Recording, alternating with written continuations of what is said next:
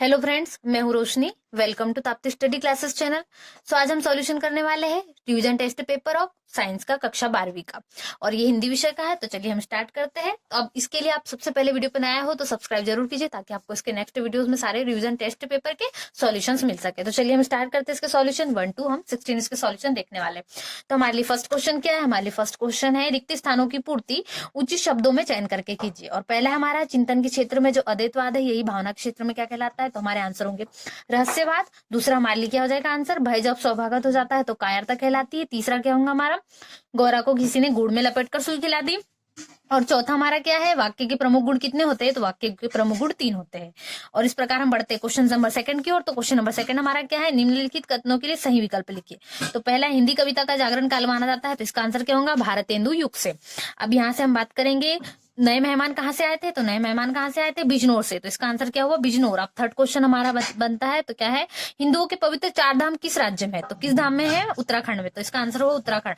अब पांचवा क्वेश्चन हमारा मुंह उतरने का अर्थ क्या कहलाता है? तो मुंह उतरने का अर्थ होता है उदास होना। तो अब हम बढ़ते हैं नेक्स्ट क्वेश्चन की ओर। तो हमारा प्रश्न नंबर 3 क्या है? इसमें हमें सत्य सत्य छांटना है। तो पहला क्वेश्चन है, बच्चे लाइन में जाएंगे, यह सरल वाक्य है, क्या यह सत्य है? तो बिल्कुल यह क्या है? सत्य है। अब बढ़ते हम सेकंड क्वेश्चन की ओर। तो क्रोध का प्रभाव से क्या प्रसन्न आती? नहीं, क्रोध के प्रभाव से क्रोध आता है। तो इसका आंसर क्या है? असत्य। अब बढ़ते थर्ड, प्रताप नामक समाचार पत्र का प्रकाशन लखनऊ नगर से आरंभ हुआ। तो नहीं, कि यह कहां से हुआ था? कानपुर से। तो इसका आंसर हुआ असत्य। अब बढ़ते चौथे की ओर, क्या आप खाना खा ली है वाक्य शुद्ध है?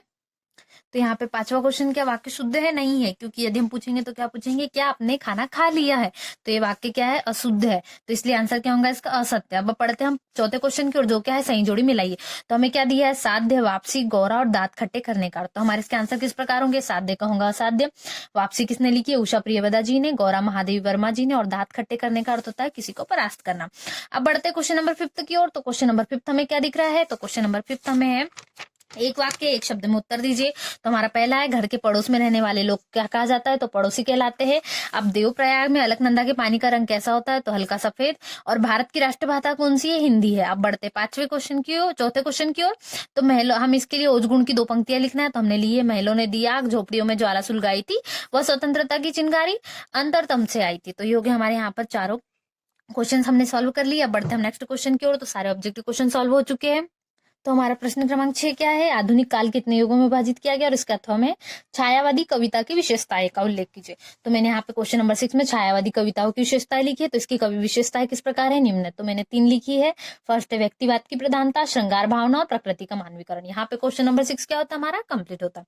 अब बढ़ते क्वेश्चन नंबर 7 की ओर, जो क्या है? रहस्यवाद तथा छायावाद में अंतर लिखिए, अथवा प्रगतिवादी काव्य का परिचय दीजिए। तो यहाँ पे हमें 2 अंतर दिए। तो हमने क्या किया है? यहाँ पे रहस्यवाद और छायावाद में क्या करें? अंतर लिखे। तो हमारे किस प्रकार है अंतर? तो रहस्यवाद में फर्स्ट अंतर है, इसमें चिंतन की प्रधानता होती है, और छायावाद में क्या होता है? कल्पना की प्रधानता होती है। अब बढ़ते सेकंड की ओर। तो यहाँ पे ज्ञान व बुद्धित्व की प्रधानता होती है, जबकि यहाँ पर भावना की प्रधानता होती है छायावाद में। अब रहस्यवाद में इसमें प्रकृति दर्शनिक है, जबकि इसमें मूल में प्रकृति है, इसके मूल में प्रकृति होती है छायावाद के। तो ये होगा हमारे 3 आंसर्स, क्योंकि शॉर्ट नंबर्स के हमारे 2-2 अंक के, इसलिए हमने यहाँ पे 3-3 आंसर लिखे। आप चाहे तो और आंसर्स भी लिख सकते हैं। अब बढ़ते हैं नेक्स्ट क्वेश्चन की ओर, जो कि है हमारा क्वेश्चन नंबर 8। तो केशव दास जी द्वारा रचित वंदना में किस किस की वंदना की गई है? हमारा क्वेश्चन है, इसके अथवा में दिया है, चंद्रमा को किसने कलंक कर अपने सिर पर धारण किया है?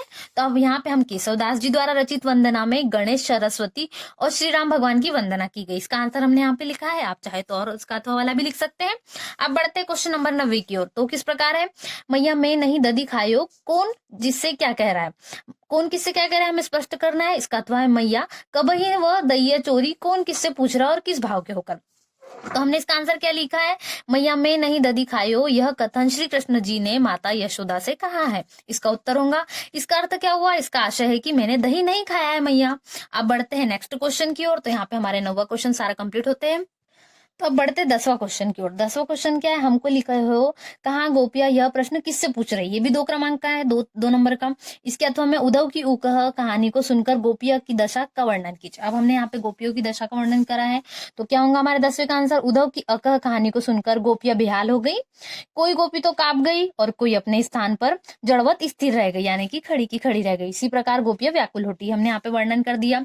अब शॉर्ट में इसलिए हमने इसको कम लाइन में करा। आप चाहे तो इसका और लॉन्ग आंसर भी लिख सकते हैं यूजिंग के अनुसार। अब बढ़ते हैं क्वेश्चन नंबर 11 के अनुसार। अब 11 के हमें भय पाठ के लेखक का नाम लिखते हुए यह गद्य की कौन सी विधा, यह लिखना है अथवा नाटक के प्रमुख तत्व लिखना है। तो हमें दो दिए हैं, तो हम क्या करते हैं, यहाँ पर हम भय पाठ के लेखक का नाम लिखते हैं। तो कौन है भय पाठ के लेखक? आचार्य रामचंद्र शुक्ल जी है। एवं यह कौन सी विद्या है? यह गद्य विधा निबंध है। तो ये हमें यहाँ पे क्वेश्चन नंबर 11 कंप्लीट कर लिया है। अब बढ़ते हैं क्वेश्चन नंबर 12 की ओर। तो क्वेश्चन नंबर 12 क्या दिया गया है हमें रिपोर्टाज की विशेषता लिखना है अथवा कहानी और उपन्यास में कोई दो अंतर बताना है। तो अब हम यहाँ पे क्या करते हैं, कहानी और उपन्यास में कोई दो अंतर बताते हैं, क्योंकि 2 क्रमांक है इसलिए हम इसमें 2 अंतर लिख सकते हैं। आप चाहे तो एक एक्स्ट्रा भी लिख सकते हैं यदि आपको अच्छे से याद है तो। अब इसके अंतर किस प्रकार है, तो पहले हमने अंतर लिखा है कहानी संक्षिप्त होती है जबकि उपन्यास का आकार क्या होता है, बहुत बड़ा होता है।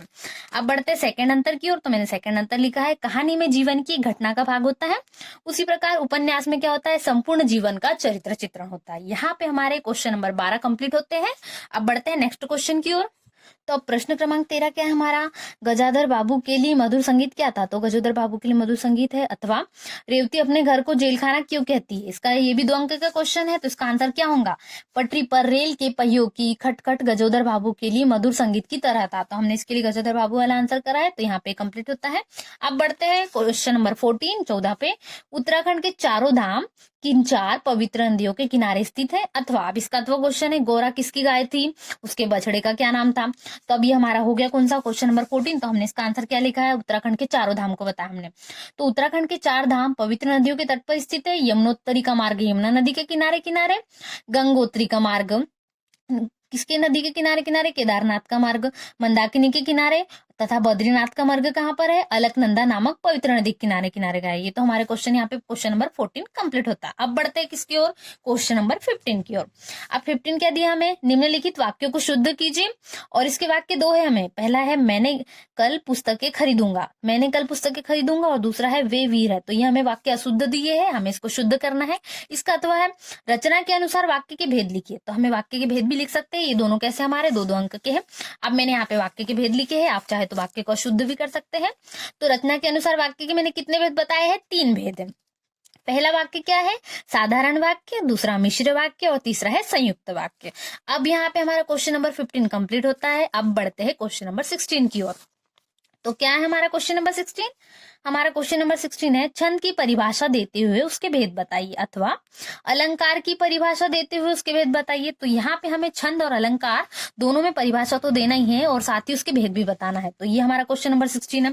तो अब यहाँ पे मैं क्या बताती हूँ, मैं कविता के लिए बता देती हूँ छंद के अनुसार। तो क्वेश्चन नंबर 16 में मैंने छंद के बताया है कि कविता के शाब्दिक अनुशासन को क्या कहते हैं, हम छंद कहते हैं। अब छंद के 2 प्रकार होते हैं, कौन कौन से, एक तो वार्णिक छंद होता है और एक मात्रिक छंद। तो मैंने यहाँ पे छंद के प्रकार बता दिए और छंद किसे कहते हैं वो बता दिया। तो यहाँ पे क्वेश्चन नंबर 16 कंप्लीट होता है। तो और आगे नेक्स्ट क्वेश्चंस के लिए आप बने रहिए चैनल पे, और चैनल को फर्स्ट से सब्सक्राइब कर लीजिए, तो ताकि आपको इसके आगे के सारे क्वेश्चन और सॉल्यूशंस मिल सके और आप जल्दी से इन क्वेश्चंस को कॉपी कर सके। तो चलिए अब मिलते हैं नेक्स्ट वीडियो में। Thanks for watching.